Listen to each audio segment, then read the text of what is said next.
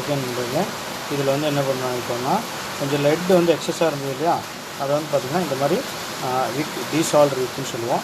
டீசால்ட் விக் வச்சு பார்த்திங்கன்னா நீட்டாக எடுத்துட்டேன். பார்த்திங்கன்னா கிளியராக இருக்குது தெரியுதுங்களா, கிளியராக இருக்குது. ஸோ ஒவ்வொரு ட்ராக்கும் கிளியராக இருக்கா. ஸோ கொஞ்சம் ஷிஃப்டிங் ஆகிருக்கு தெரியுங்களா. ஸோ அதை வந்து நம்ம திரும்ப வந்து சால்ட்ரு பண்ணி நேர் பண்ணிக்கலாம். ஓகேங்களா.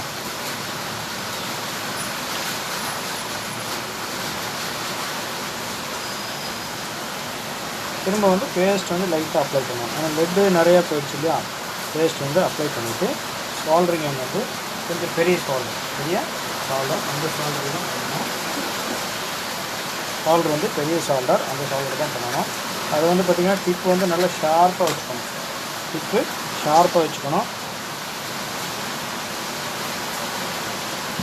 இப்போ வந்து பாருங்கள், நான் வந்து இந்த கிராஸாக இருக்கிறத கொஞ்சம் கரெக்ட் பண்ணுறேன்.